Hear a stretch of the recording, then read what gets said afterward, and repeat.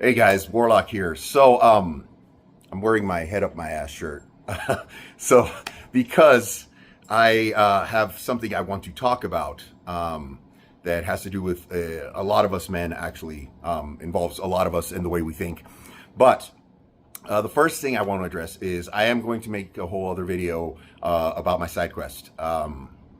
Awesome stuff. I'm already down 7 pounds. But anyway, what I want to talk about is the perception of the person we loved, or we thought we loved. Because, well, oh no, actually, let me start off with how amazingly lucky I am. Because the last video, I had only had 24 hours to kind of just sink in everything that had happened. But now, you know, I've had some time, and I realized the level of serendipity that came about, because I would not have found out about this. All right, I would not have found out about this. The pictures that they posted, they're wearing Halloween masks. So he isn't tagging her name or mentioning her by name there. So I would not have known, had a friend of mine not seen the pictures and then kind of, you know, seen, oh, hey, the tattoos. And then like 2 days later, for some reason, see, this is the way the universe kind of worked out for me. And a lot of times you're sitting there and you're like, man, why is this happening to me? Why me? And you kind of sit in a puddle of, you just feel sorry for yourself. But for some reason on my feed, the algorithm gave me a meme saying something about, you know, waiting for God to send me a message that she's the one. And I went ahead and shared it. All right, I liked it. And then I went ahead and shared it on my story. And this friend saw it on my Instagram. Now, she saw the pictures on another platform and then found the other pictures on another platform because there's more than one picture. But so she had seen them, really thought nothing of it. She's like, oh, hey, that looks like my ex, right? Or the tattoos that my ex would have. And I put that on there, and then she put two and two together. And she went back and checked. And then she contacted me. She goes, hey, you guys aren't together. And I'm like, no. And then that's how I found out. So just complete and total luck, because I may not have found out at all. I mean, because this guy literally in his pictures should have, or does have, you know, little warning on the bottom, guaranteed to beat on you, cheat on you, or leave you within 30 days or your money back, STDs free of charge. That's literally what you could see if you saw this guy's pictures. So if I hadn't found out, and this guy's going to do what he's going to do, he's going to dump her eventually, she would have come back to me. I wouldn't have known. I would have known the disrespect. I wouldn't have known any of that. I mean, God, like it's amazing how lucky the way it worked out that my friend happened to see my story, happened to see that, and then go ahead and see that, because there was no other way I would have found out. So anyway, I'm lucky because, see this is my life insurance policy. Got that changed. $380,000 would have gone to her. Woo! This is my retirement. All right. $250,000 bereavement if I pass away would have gone to her. That's just off these two documents. All right. Now, not including the stuff in my trust. So, you know, the house, the 2,100 square foot house, the Hummer, the vehicle, the other vehicle. All right. My savings, my stocks, all that other shit. I would have made them millionaires had I died and not found out. All right. Or made her a millionaire, despite the level of disrespect. So I was very, very lucky. Now I realize how lucky and blessed I was that that came to light. Yes, it hurts. It hurt. And it's the most amazing thing happened to me last Thursday, and I'm going to talk about it in my next video, because I'm just adamantly excited about the next level. This whole side quest I'm going on is completely awesome. But I want to talk about the concept of the person you were in love with, or like, because here, okay, so I was looking, I'm all over the place. So I was looking at my my YouTube, and there's a bunch of videos. I had 156 videos. I didn't realize I had uploaded that many videos. There was 156 videos that I had uploaded, and I had taken them all down because I was applying for a very high level county job. $150,000 to start. So I was going to, you know, apply for that job. I went through the entire process, went through several interview panels, was one of the finalists. And by luck, they didn't accept any of us. They didn't take any of us. And by luck, I say, because my plan at the time was if I got that job, I was going to marry her, because that way I could now get her the health insurance under the county. I could extend to her the opportunity to go ahead and do what she wanted to with her life, for her. That's, things I was doing. I was going to go to a job where I was going to be worked to the bone, stressed like crazy, but I was going to do it for her. And by luck, I didn't get the job. I'm still at a job. I make good money. I'm very happy at my job. I love my job. So just luck seems to follow, because I would have married her in marriage. I mean, I've been divorced before. Divorce would have been a whole hell to go through. Oh my Lord. I lucked out on this one. So what I wanted to talk about is I realized in my videos about 3 years ago, I posted a video about getting over the person you're with, your ex. And then about 6 years ago, I posted another video about getting over your ex. And I posted those videos from a level of comfort, because I was in a relationship when I had posted them. Yes, I've been heartbroken. Yes, I've, gone, build myself back up, leveled up. I've done all of that. But I was coming from a point of view when I saw those videos of, I was in a safe zone. So it was very easy for me to talk. Right now, I'm coming from a point of view where I'm vulnerable. All right. I'm in a vulnerable state. I'm still, trying to figure this out. I've got the plan. I'm putting it in motion. But I'm coming from a vulnerable space. And I was trying to figure out, back then, like 3 years ago, I was frustrated because specifically close relative of mine and some friends of mine were going through relationship problems. And I'm like, why can't you just get over her? And the reality of it is I was thinking about it. I've been thinking about it. And I'm like, why was I in love with her? What was it that I loved about her? And I began to think, and, drop your comments below if you agree or don't agree. But the human mind and the body likes homeostasis. And like the eyes, like there's, the reason that sometimes when we look at certain things or those illusions work is because our eyes fill in the gaps for stuff. All right. They look for balance in things. And, there's a concept called confabulation, in which your memory is lapsed, but your brain looks to fill in those spots. You're not necessarily lying about a memory. Your brain is filling it in. And that was the big thing, is when you're with a partner, you don't know them intimately. You know certain things about them, pieces of them, but there's a lot of pieces in that puzzle that are not there, that are not filled, that your brain fills in for you. And you know what it fills them in with?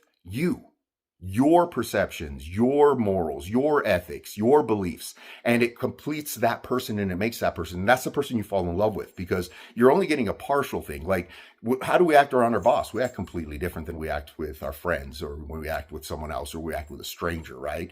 So a lot of times you're not 100% you. So when you're in a relationship, even when you're in a long-term relationship, a lot of those pieces of the puzzle, your brain and your feelings and your emotions fill in with what you feel, and you have emotions. So were you really in love with that person, or were you in love with, it sounds weird, but yourself, because you put those pieces of you that you value the most into that person. And I think that's one of the biggest things and one of the biggest problems we have with letting go of relationships, because we feel that we're letting go of ourselves. All right. It's unconscious. We don't know that, that's what we're missing most, that we invested in them or put in them, in the vision we see of them, the most important things about ourselves, the feelings, the care, the love of ourselves. And I think a lot of times that is the biggest problem, because I went back and I was cleaning, all right, because on Saturday I decided to do the Jordan Peterson thing, and my room's already clean, so I cleaned the living room, and I found some old letters that she had written, because we had gotten into a bit of a disagreement, and I was, it's one of those things where in a relationship you're looking back and you're like, did I do something? Was I too harsh? Did you start to doubt yourself? But all right, I'm gonna bear with me. All right, so I want to start by apologizing for being such a shitty partner lately. You are the most amazing and loyal man that I have ever met. Quite frankly, I sound ridiculous pretending to be so jealous, especially since I know you better. I don't want to fight anymore. I don't want to stress you out. I'm supposed to ease your days by reminding you that you are a unicorn, not make them worse. I don't want to make excuses. I just want you to know that this sort of behavior, on my end, of course, because I'm crazy, will no longer be tolerated. You deserve better. This is something I know. I promise you that I will never pull any crap like this again. I keep my promises. I keep my promises. So in the vision I made of her, I made it so that she kept her promises too. Please forgive me. You are much better. I never want to have to go through this again. We have something special. I miss you. We have something too special. I miss you. Love you to death. right? I don't even remember what this argument was for. There was a bunch of other letters. These are just a few that were like stuck in a notebook somewhere. All right. This one was, okay. I think this is the time she didn't come home the first time. Although I am aware that writing this is futile, I have to try know that I take full responsibility for my selfish actions and the pain I have caused you to hurt you. The pain I have caused you. To hurt you that way is an insult to all you have done for me. I hate myself for that. You will never comprehend the extent of my regret. I will always be sorry for disappointing you. I know that your mind is set and that you want nothing from me. This is just something I have to do. The events that transpired that night are not what you think. Though I do know I started the story horribly, please know that my biggest regret is not being able to let you know where I was. To not let you know that though things were not okay and I was terrified, I was safe and just trying to make my way home to you and the children. She means the dogs. I am not asking for sympathy. I simply want you to know that.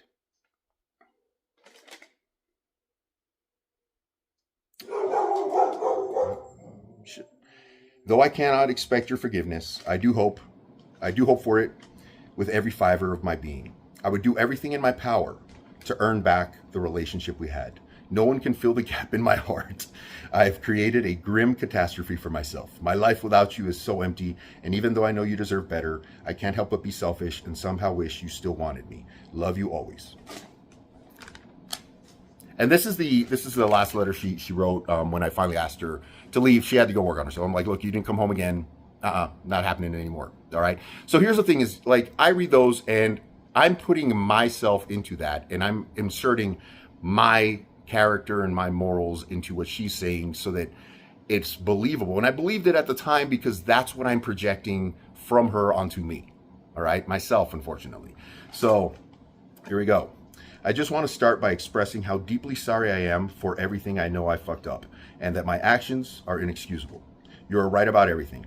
I am not a child and should not be acting as such. I thought she was going to go work on herself. That was the whole point. You're 30 something, man. All right. I should be thinking about my future. Prioritizing differently in the years you have known me. You have to know that I am a decent person. I'm a decent person. I have made mistakes in my life, but all I can do is try to be better. And I hope you know I have only ever had best intentions for you. I don't want to make excuses. You are right about deserving better. I have known this our entire relationship, and this is why I try so hard to be good to you. You deserve the best. You are a great man. I never intended to feel like a burden for you. I know that I shouldn't even be asking, but I am begging for you to please give me the chance to show you that I can be a better woman. One more worthy of you. Of course, I know that I don't deserve it and that it's not all about me, but I have to try. As hard as it is for me to accept, I know that this is what I have to live with. I want to fight for us, and I will do whatever it takes. Except jumping on a man's crotch. But I can't fight it if it isn't what you want. And I do understand that you are always and will be the love of my life. I will wait forever for you. Apparently forever, to me is forever. To her is a time period between 1 and 9 weeks. I will wait forever for you. I am just so sorry for what I have put you through. I confabulated myself and projected everything that I was into those missing pieces of her that I knew. Because I'm the type of person that when I have the word accountability thrown at me, I follow through with that accountability. All right. And I think that's the big issue we have a lot of times with our relationships, is that we are breaking apart from them, but it's a part of ourselves that we're losing. And I think that's the biggest thing we're afraid of. We're losing ourselves. And I'm honestly like so ecstatic. Like, you guys don't understand how ecstatic I'm hurting, but how ecstatic I am that this has occurred, because it has just poured gasoline onto the fire that is my life. All right, the Sidequest is going to be fucking amazing. But again, now I'm saying it from a position of vulnerability, uncertainty. All right, the other videos I made about getting over the girl, I was in a relationship. It was easy for me to say, just get over her. Am I ever getting back with her? No, of course not. Because, I mean, had I never found out, all right, and then this guy, of course, breaks up with her, because that's what he's going to do, breaks up with her, and she came back to me, what a fucking fool I would have been, right? I mean, Jesus. Like, and then, probably brought back HIV, herpes, her sister's syphilis and gonorrhea. And I wouldn't have known for the better. I would have been a fool. I would have been played the fool. But life opened up the opportunity for me to find this out. Even though it may have hurt me, it's something that's going to make me grow. And it's something that should make everyone that's going through a breakup grow. And I've grown from every breakup. And I've been extremely successful in my life. And I owe a lot of it to the breakups. I owe a lot of it to heartbreak, honestly. I think heartbreak is one of those emotions because you can convert that emotion into energy, all right? I'm not sitting around just feeling sorry for myself like I did my first heartbreak. I'm converting it into something. And I think it's important for us to realize when you break up, she wasn't the person you were in love with. You created the person you were in love with. You filled in those gaps for the person you were in love with. You replaced those gaps in the puzzle with pieces of you. And that's why your love was so strong for that person, because it is you. And if you are ultimately a good person, you understand that, hey, you're projecting that goodness onto that person. And how could that person be that way? And that was the big issue. And I hope that clarifies something for you guys. I hope it makes sense to some of you guys. If you don't agree, let me know. But I really think that is one of the biggest problems we have as to why we can't get over certain people is it's breaking up with ourselves. You're getting rid of parts of yourself because you embedded that into that person. Your brain confabulated it into the story that is your relationship. And my brain confabulated into a story that is a relationship over 6 years. So it's a lot of confabulation, all right? It filled in a lot of blanks with me. So I'm basically saying goodbye to me, but it wasn't the person. I mean, she is not obviously the person that I loved. The person that I loved, the person that I thought she was, would not have done this, would not have been that person, would have been working on herself, would have actually done what she had written. But accountability is a very difficult thing for people to have. And even when you're, getting older, I can understand if you're in your teens and your 20s, but like, damn, at some point you got to grow up. And I mean, a lot of times it's following behaviors, copying behaviors of parents. Lord knows, copying the behavior of her mother. Great person at destroying everything she's able to destroy. So it is what it is. But stay tuned. I am going to update you guys on the epiphany I had on Thursday night. And just wanted to kind of put out this thought for you guys and hope that you guys understand and learn from it. And grow with me as I grow from this heartbreak into something special. And if you're ever in a situation like this, or you are in a situation like this, we can grow together. Or if you ever are in a situation like this, you can come back and always watch and be like, look, man, he took it and he made something of it. All right, I'm converting this. Thank you guys for the support. Have a great one. Take care. Warlock out.